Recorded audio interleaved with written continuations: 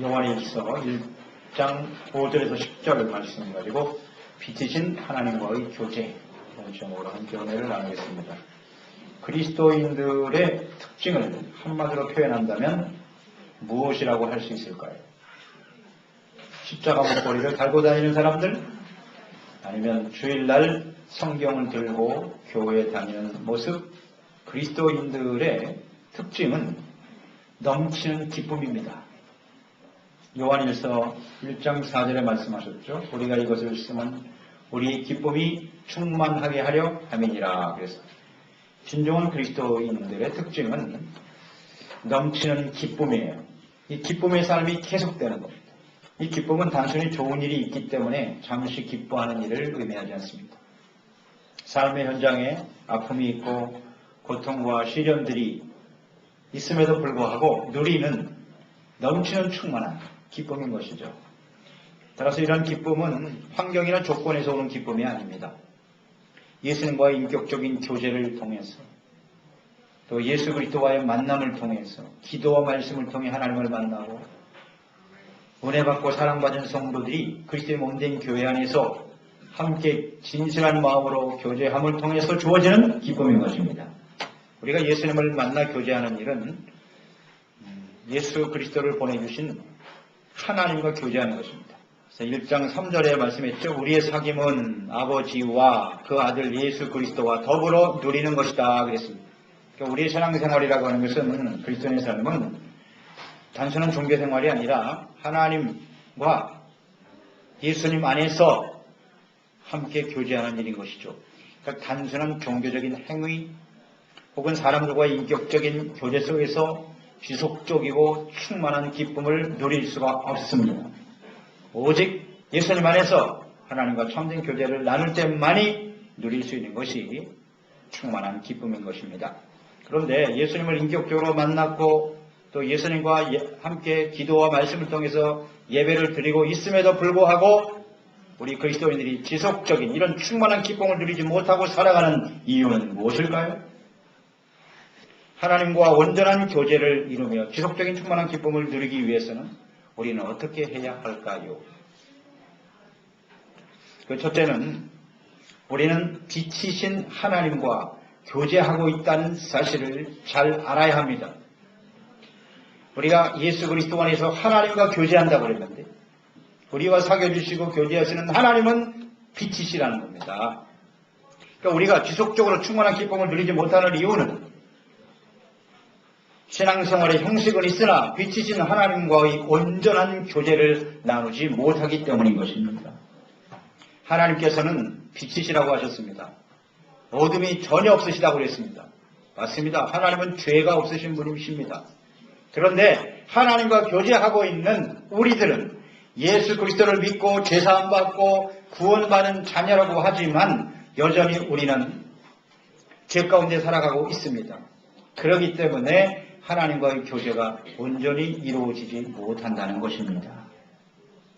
우리가 아직도 죄악의 어둠의 영향을 받고 살아가고 있다는 것이죠. 그러나 하나님은 전혀 어둠이 없으세요. 이것이 문제입니다. 그 5절 말씀을 보세요. 우리가 그에게서 듣고 너에게 전하는 소식은 이것이니 곧 하나님은 빛이시라 그에게는 어둠이 조금도 없으시니라. 그렇습니다. 하나님은 죄가 없으세요. 그러니까 주님 안에서 우리가 하나님과 교제한다라고 하는 의미는 이렇게 죄가 전혀 없으신 아주 순전하신 거룩하신 하나님과 교제한다는 것을 의미하는 거예요. 하나님은 빛이시다. 이 빛이라고 하는 의미는 세 가지로 정리를 해볼 수 있어요. 빛이다라고 하는 의미는 첫째는 도덕적인 청결이죠. 또 죄가 없는 깨끗한 상태예요. 부정함이 없는 청결한 의로움, 이것이 빛이라고 할 수 있어요. 둘째 빛의 의미는 이런 겁니다. 지식이나 깨달음을 의미하는 것. 우리가 무지하다, 알지 못한다 하는 것을 어둠이라고 말하죠. 아무것도 몰라요. 깨달음이 없어요. 이게 무지거든요. 그러니까 거기에 빛이 들어왔다는 얘기는 깨달아진다는 겁니다. 알아진다는 겁니다. 지식을 얻었다, 분별하게 되었다, 그런 상태가 바로 빛입니다. 세 번째 빛의 의미는 하나님의 거룩하심과 의로움, 이것을 우리가 빛이라고 할 수 있어요. 예수님께서 빛이라고 하셨고 하나님이 빛이라고 하셨을 때 이 빛은 우리 인간의 어떤 도덕적인 성결이 아니라 완벽한 하나님의 의와 거룩함.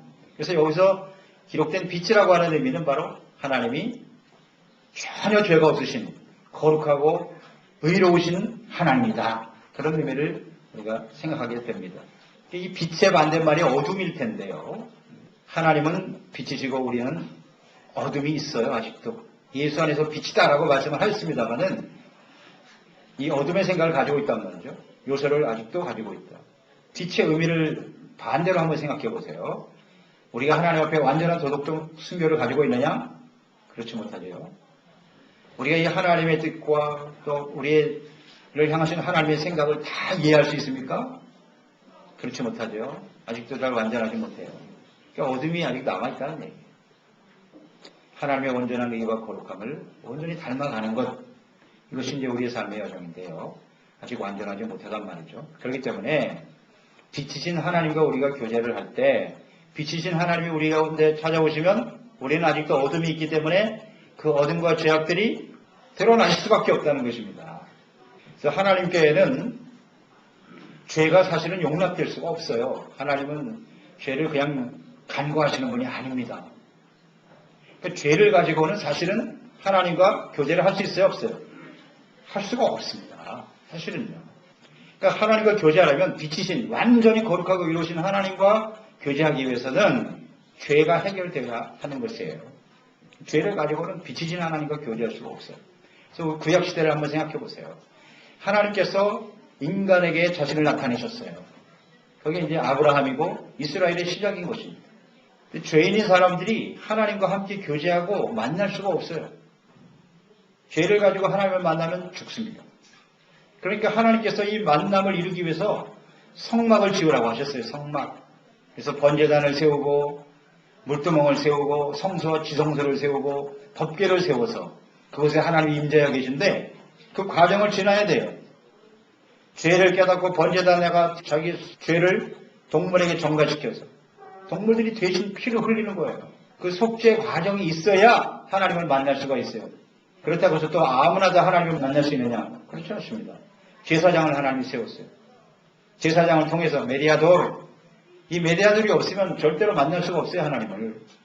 제사장도 없고 속죄하는 모습도 없이 그냥 하나님께 나갔다가는 죽습니다. 이것이 하나님께서 세운 질서예요. 하나님의 속성입니다. 그래서 우리가 죄인으로서 하나님 앞에 나갈 수 있다고 하는 것은 정말 불가능한 일이에요. 그런데 이 하나님께서 우리의 죄를 완전히 용서해 주시고 또 깨끗하게 만들어 주시기 위해서 오신 분이 바로 예수님이시잖아요. 예수님을 통해서 빛이신 하나님께서 죄인인 우리와 교제하시고 만나 주셨더라. 7절 말씀해 보세요. 그가 빛 가운데 계신 것 같이 우리도 빛 가운데 행하면 우리가 서로 사귐이 있고 그 아들 예수의 피가 우리를 모든 죄에서 깨끗하게 하실 것이요. 예수 그리스도의 피, 우리의 죄를 위해서 자신의 몸을 내어주신 예수님의 피 흘림이 없이는 그 밑에 우리의 죄를 고백하고 자백하고 주님의 보혈로 씻지 않으면 누구도 하나님 앞에 나아갈 수가 없습니다. 하나님과의 교제는 불가능합니다. 원래 우리는 죄악의 어둠 속에 속한 사람들이었지만 그 아들 예수님의 피가 우리의 죄를 사여서 의롭다함을 얻게 만들어 주신 것이죠. 오늘 이 말씀을 가만히 보시면 우리가 빛 가운데 행하면 우리가 서로 사귐이 있고 빛 가운데 행하면 조건절이에요. Si andamos en la luz. 우리가 빛 가운데서 행하고 있을 때 이게 조건절이에요. 그런 사람이 비로소 주님과 함께 어떻게 해요? 교제를 할 수 있다는 거예요. 빛 가운데 행하지 않는 사람이면 하나님과의 교제가 이루어질 수 없다. 그러니까 우리가 예수 믿고 죄사함 받고 의롭다함을 얻다는 건 엄청난 축복입니다. 감히 우리 같은 죄인이 살아계신 하나님과 그리스도, 그러니까 예수님이 메디아돌이니까요. 예수님 없이는 절대로 하나님 만날 수 없어요. 이 세상에 어떤 종교 철학 소용없습니다. 예수님이 아니면, 십자가에 우리의 죄를 대속하신 예수님이 아니면 절대 하나님을 만날 수가 없어요. 예수님 없이 만나는 신, 그건 다 귀신이에요. 오직 예수님을 통해서만 우리는 하나님을 만나게 되고. 그러니까 주님 앞에 나아갈 수 있다고 하는 건 놀라운 축복인데 다만 그 이후에 우리는 끊임없이 죄악 가운데 또 살아간다는 거죠. 그래서 이런 죄악들의 문제를 주님 앞에서 예수님의 십자가의 보혈로 끊임없이 회개하고 씻음받지 못하면 하나님과의 온전한 교제가 이루어질 수 없다는 거예요. 빛 가운데 행하면 그랬잖아요. 빛의 자녀들처럼 살아갈 때 주님께서 우리와 함께 하시고 교제해 주시는 것입니다. 그래서 우리는 하나님 앞에서 빛이시니까요. 드러나게 돼 있어요. 그걸 숨길 수가 없는 겁니다. 그런 죄를 숨기거나 변명하거나 합리화시키면 하나님과의 교제가 깨어지는 거예요. 주님의 교제가 온전히 이루어지지 못하기 때문에 하나님 앞에 나와서 예배드리고 하나님을 섬기는 모양은 있으나 하나님이 주신 참된 기쁨을, 충만한 기쁨을 누리지 못하고 있다는 하나님의 자녀인데 왜 이런 충만한 기쁨을 누리지 못하고 살아가는 걸까? 교제가 온전히 이루어지지 못한다. 그래서 우리는 거룩하고 의로우신 빛이신 하나님과 교제하고 있다는 사실을, 빛이신 하나님, 의로우신 하나님과 우리가 교제한다는 사실을 항상 잊지 말아야겠습니다. 두 번째는 빛이신 하나님 앞에서 자신의 죄를 인정해야 합니다. 예수님 안에서 빛이신 하나님과 교제한다고 하는 것은 거룩하신 의로우신 하나님 앞에서 우리의 죄를 깨닫는 겁니다. 드러나게 돼 있어요. 하나님을 만나면. 그것을 솔직하게 인정하고 주님께 회개하고 용서받는 것을 의미하는 거예요. 빛이신 하나님 앞에서 우리의 죄를 솔직하게 인정하라. 그래야만 진실된 마음으로 회개하고 용서를 받을 수가 있습니다. 6절 말씀 보세요. 만일 우리가 하나님과 사귐이 있다 하고 어둠에 행하면 거짓말을 하고 진리를 행하지 아니하니거니와 그랬어요. 그러니까 빛이신 하나님과 교제하고 있다고 하면서 여전히 죄악의 어둠 속에 행하고 있단 말이에요. 그것이 죄요, 잘못이라고 지적해주고 있는데도 여전히 그 가운데 안주하고 있단 말이죠. 이런 사람이 과연 빛이신 하나님과의 교제가 있는 사람이냐 하는 겁니다. 아니다. 이건 거짓말하는 것이라고 주님께서 말씀했어요. 그리고 무엇보다도 그 안에 진리가 없다 그랬어요.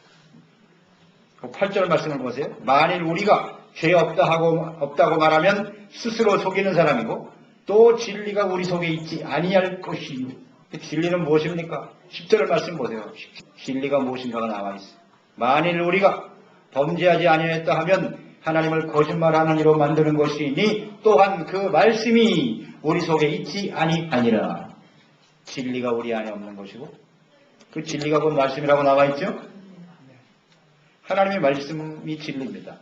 그 말씀의 진리가 우리 가운데 없는 사람은 하나님과의 교제 자체가 불가능하다는 것이고 하나님의 말씀과 진리를 내 안에 품고 사는 사람이 여전히 죄악 가운데 살아간다고 하는 것은 그러면서도 나는 하나님과 교제하고 있다. 거짓말이라는 겁니다. 그러니까 이걸 속이는 거예요. 스스로 속이지 말라 그랬어요. 하나님과 온전한 교제가 이루어지지 못하고 있는데 나는 하나님과 교제하고 있다라고 착각하고 있는 거예요. 자기 스스로 그냥 생각하는 거예요. 나는 교회 다니니까 몇 년 동안 교회 다녔으니까 여전히 죄악 가운데 행하면서도 나는 하나님과 교제하고 있어. 이게 잘못된 거예요. 거짓말하는 거라고 그러잖아요. 이걸 빨리 하나님 앞에 시인해야 돼요. 내가 좀 잘못되어 있습니다라는 걸 시인해야 주님과 온전한 교제가 이루어질 수 있고 거기서 주시는 충만한 기쁨을 누리며 살아갈 수가 있을 것입니다. 우리가 스스로 속이는 사람이 되어서는 안 됩니다. 자기 자신과 사람들은 속일 수 있지만 절대로 빛이신 하나님 앞에서는 속일 수 없습니다. 그래서 우리는 내가 죄인이라는 사실을 주님 앞에 인정해야 되겠습니다. 자, 그러면 죄를 인정하지 않고 회개하지 않으려고 하는 잘못된 태도가 있어요. 한 세 가지를 정리를 해볼게요. 그 첫째는 뭐냐면 죄를 숨기려고 하는 거예요. 범패, 숨기려고 하는 태도. 이것은 죄의 시작이었던 에덴 동산, 아담과 하와로부터 시작된 거예요. 죄라고 하는 것은 하나님의 말씀을 어기는 거 아니겠습니까? 따먹지 말라 그랬는데 따먹었잖아요. 그런 사람이 어떻게 했어요? 그 죄를 어떻게 하려고 했죠? 아담과 하와가 숨기려고 했잖아요. 나무 뒤에 숨고 이파리를 만들어서 두르고 수치를 숨기려고 하고 숨기려고 하는 거예요. 이런 죄는 계속되죠. 다윗의 예를 들어볼까요? 가장 훌륭한 하나님의 마음에 합한 사람이 다윗이라고 했습니다. 다윗도 역시 죄를 은폐하려고 했죠. 밧세바를 취했죠. 남의 아내를 데려다가 간음하고 아이가 잉태되니까 우리아를 데려서 적당히 은폐시키려고 했는데 우리아가 마음대로 안 돼. 정직한 사람이기 때문에. 그래서 결국 우리 아를 죽이잖아요. 죽여서 정당한 것처럼 그 아내를 바세바를 자기 아내로 삼는, 이건 뭐 완전히 간음에다가 살인죄 아닙니까? 이것을 은폐해서 아무도 모르게 이것을 덮어놓으려고 했었죠. 그런데 하나님이 나단 선지자를 보냈잖아요. 그 죄를 그대로 지적하고 드러내시죠. 그 빛이신 하나님 앞에 나단 선지자를 통해서 주신 하나님의 말씀 앞에서 그는 죄가 드러날 수밖에 없었지요. 자꾸 숨기려고 한단 말이에요. 죄를 인정을 안 해. 여기서 다윗이 참 위대한 것은 주님께서 그 죄를 지적하고 드러내셨을 때 어떻게 했어요? 거기서 토해냈다는 거예요. 토해내지 않았다면 어떻게 됐을까요? 다윗은 거기서 버림을 받았을지도 몰라요. 나는 여기서 끝이다. 그러니까 하나님과 교제가 끊어지는 거죠. 하나님은 절대 이것을 용납하실 수가 없거든요. 그러니까 거기서 자기의 죄를 솔직하게 시인하고 고백하고 하나님께 회개할 수 있었기 때문에 다윗이 될 수 있었고, 하나님과 끊임없는 교제 속에서 주님 앞에 쓰임받는 삶이 될 수 있었습니다. 아담과 하와가 하나님께서 죄를 지적해 줬을 때 숨기려고 하지 않고 죄요! 하나님 제가 잘못했습니다 하고 드러냈다면 어떻게 됐을까요? 이 인류의 역사는 바뀌는 거예요. 굉장히 중요한 부분이라고 얘기해요. 우리가 하나님 앞에서 나의 죄를 발견했을 때 그거 자꾸 은폐하고 숨기려고 하는 순간 우리 인생은 완전히 하나님과의 관계에서 멀어져 버리는 거예요. 비극적인 삶이 시작되는 거예요. 그러나 신할 때 새로운 역사가 시작되죠. 참 중요한 순간입니다. 또 하나는 두 번째, 죄를 인정하지 않는 태도가 뭐냐면 남에게 전가하려는 태도예요. 내가 범죄하고 나서 그것을 남에게 책임을 떠넘기려고 하는 거죠. 그러면서 자기의 죄는 좀 모면해보자. 에덴 동산은 역시 마찬가지죠. 아담에게 물었습니다. 아담아, 내가 선악을 알게 하는 나무 열매를 따먹었느냐? 예, 그 죄가 따먹은 게 아니라 하나님이 만들어놓은 저 여자 때문에. 그 여자 만들어주고 그렇게 좋아했잖아요. 하와가 생길 때 내 살 중에 사요, 뼈 중에 뼈다, 그렇게 좋아했던 저 여자, 하나님이 만들어준 저 여자 때문에 내가 죄를 졌습니다. 그러니까 내 죄는 하나님과 저 여자 때문입니다. 여자에게 물었어요. 너 왜 먹었어? 뱀이 나를 유혹해서. 하나님 왜 에덴 동산에다 뱀을 만들어 놓으셔가지고 왜 그 뱀 때문에 내가 죄를 짓게 하십니까? 네, 죄를 전가시키는 거예요. 이 에덴 동산부터 시작이에요. 끊임없이 우리 가운데 있어요 없어요? 이런 모습이요? 있습니다. 자꾸 다른 사람 때문이라 그래. 나는 잘못이 없다. 나는 억울하다. 뭐가 이렇게 억울한 게 많은지. 도도새 가면 모든 사람들의 특징이 하나 있어. 다 뭐라 그래? 다 억울하대. 다 억울하대. 나 때문이 아니라 이 사회가 문제다. 이 국가가 문제다. 사람들이 문제다. 부모를 잘못 만나서 내가. 친구를 잘못 만나서. 죄를 전가시키는 거예요. 여러분, 우리 하나님 앞에서 주님이 부르시면 자꾸 다른 사람 때문이라고 말하지 말고 내가 잘못했습니다 고백하시는 저희들이 되었으면 좋겠어요. 자꾸 전가하고 책임을 전가시키려고 하기 때문에 하나님 앞에 솔직해지지 못하는 거예요. 그러니까 그 빛 대신 하나님과 교제가 끊어지는 거예요. 거기서. 그 다음에 세 번째는 뭐냐면요, 자기 합리화. 자기 합리화 때문에 죄를 인정 안 해요. 그러니까 뭐 이런 거죠. 나만 그런 죄를 짓는 것이 아니다라는 거예요. 아담이 먹고 죄를 졌는데 나만 먹은 게 아니라 이 여자도 먹었잖아요. 또 하와 입장에서는 나만 먹은 게 아니라 내 남편도 먹었어요. 그러면서 자꾸 죄를 이렇게 희석시키려고 하는 거죠. 일반화시키는 거죠. 그래서 자기의 죄를 좀 가볍게 여겨서 잘못과 죄책감에서 좀 벗어나보자, 이런 태도, 이것이 문제입니다. 그렇죠. 세상에 보면은 죄악이 가득하죠. 하나님 없는 사람 말할 것도 없고 하나님을 믿는다고 하면서도 여전히 죄악 가운데 살잖아요.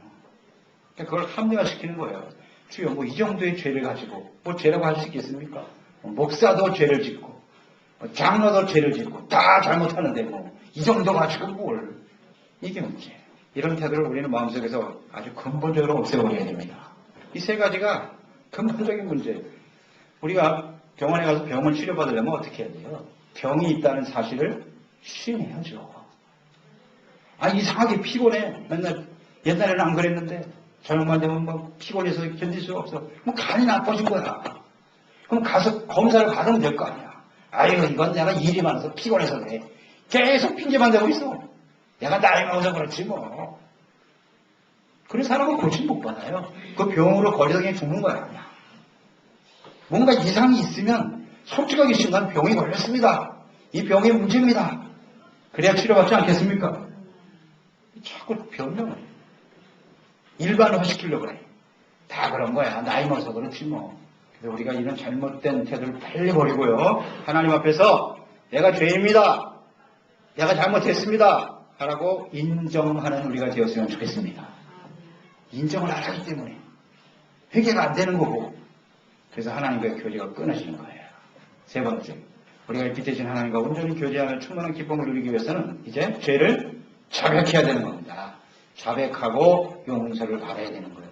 그러니까 빛이신 하나님 앞에서 자신의 죄를 깨닫고 인정하였다면 그 죄를 이제 하나님 앞에서 구체적으로 자백을 하라. 9절 말씀 보세요. 만일 우리가 우리의 죄를 자백하면 그는 미쁘시고 위로우사 우리의 죄를 사하시며 우리를 모든 불의에서 깨끗하게 하실 것이요. 그러니까 우리가 예수님을 인격적으로 만났을 때 우리는 자신이 얼마나 심각한 죄인인가를 깨닫게 되어 있어요. 그리고 회개하고 예수 그리스도의 대속의 은혜로 말미암아 죄사함을 받고 의롭다함을 얻습니다. 하지만 아직도 우리 가운데는 죄악의 본성이 남아있단 말이에요. 육체의 욕심과 자기중심으로 살아가려고 하는 이기적인 교만이 아직도 자리 잡고 있기 때문에 죄를 지을 수밖에 없습니다. 하나님께서는 이러한 우리를 이해하실까요? 못하실까요? 이해하고 계십니다. 그래서 언제든지 우리를 용서할 준비를 하고 계세요. 다 아시거든요, 우리의 연약함을. 그래서 용서받을 수 있는 길은 간단해요.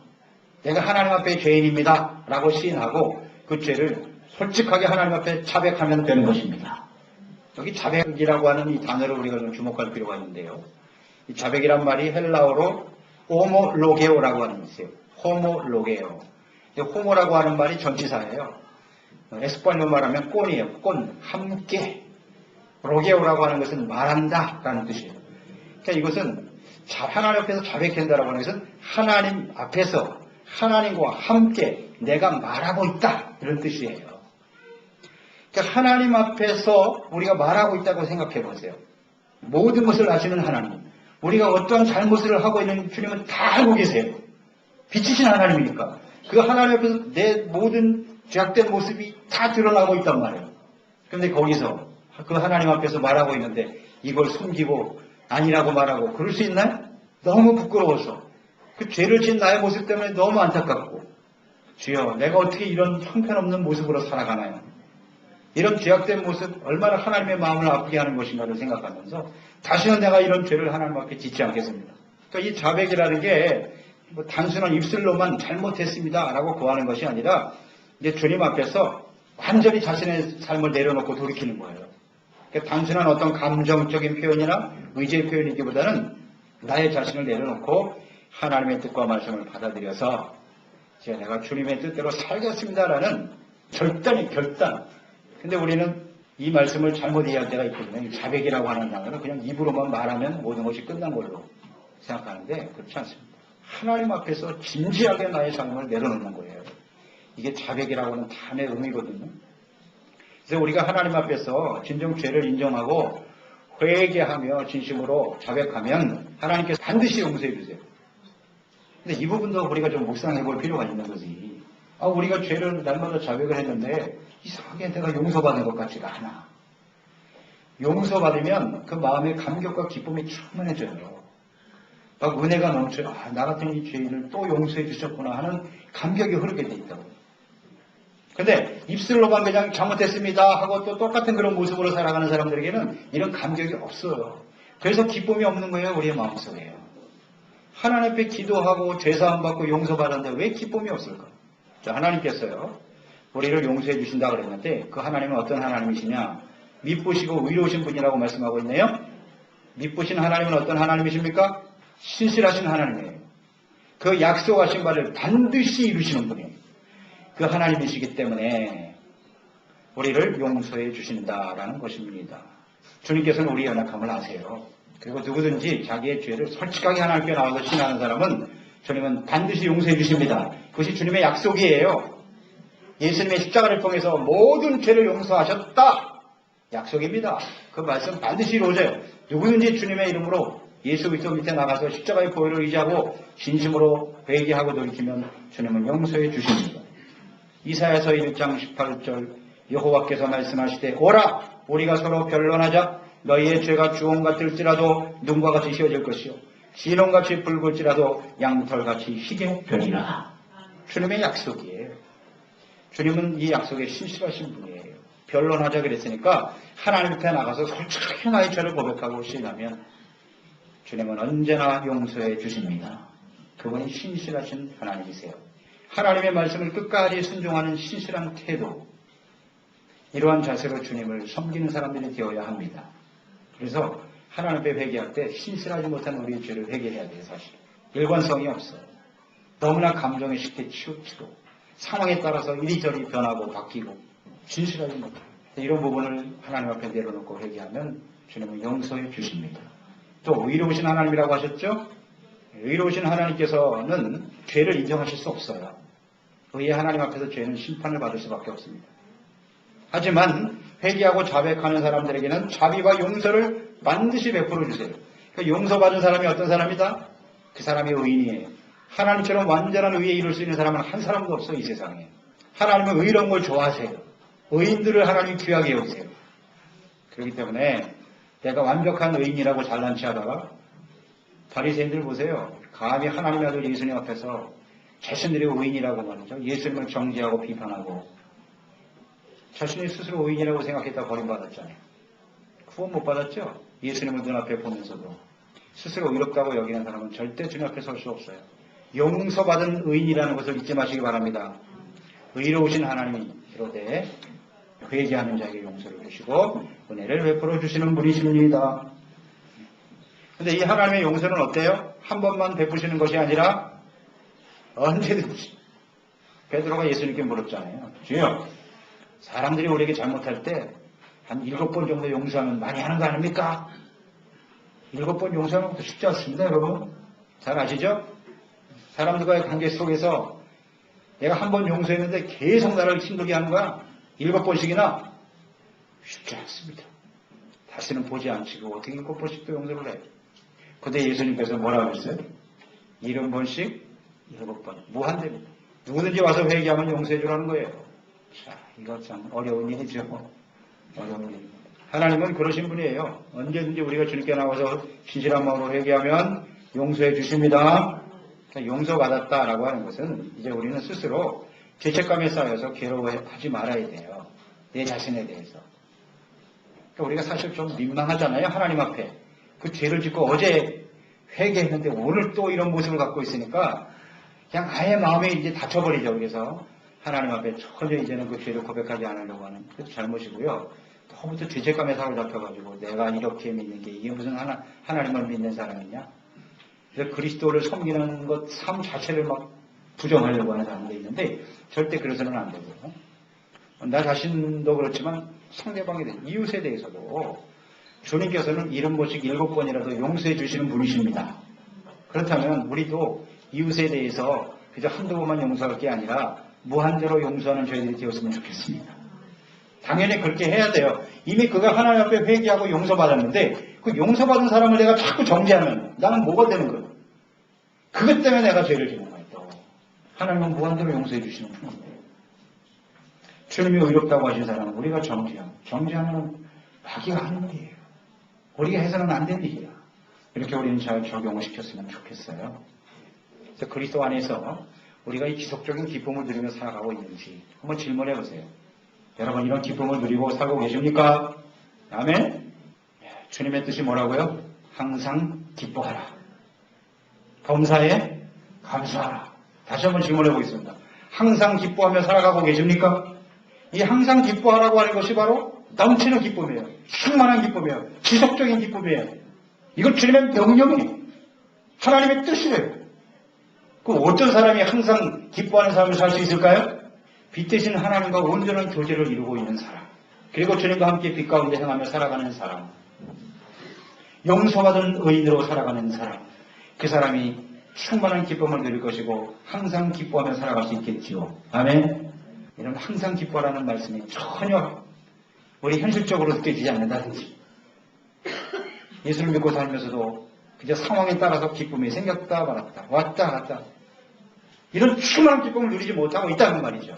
그 원인이 무엇인가를 오늘 말씀을 통해서 깨닫는 저희들이 되었으면 좋겠어요. 자꾸 상황 옆에서 사람들 때문에 말도 안 되는 핑계대지. 빛 대신 하나님과의 교제가 이루어지지 못하기 때문에 이 교제가 온전히 이루어지지 못하는 상태에서는 아무리 내가 원하는 환경이 열리고 온전한 교제를 하는 좋은 사람들이 수없이 내 옆에 있다고 할지라도 절대 이런 기쁨을 누릴 수가 없습니다. 우리가 인생을 이만큼 살면서도 아직도 이걸 깨닫지 못하는 사람은 어리석은 사람이죠. 이 세상에 우리에게 완전한 기쁨을 줄 수 있는 사람도 없고 우리에게 충만한 기쁨을 줄 수 있는 조건이나 환경도 없어요. 그걸 아직도 모르시겠습니까? 오직 예수 그리스도 하나님과의 교제와 만남을 통해서만 가능해지는 거예요. 이건 값없이 주는 거예요. 은혜로 주시는 거예요. 이걸 누리며 살아야죠. 누리며 살아야죠. 그래서 주님과의 이 교제 속에서 충만한 기쁨을 누리고 이 기쁨의 교제 속에 수많은 사람들이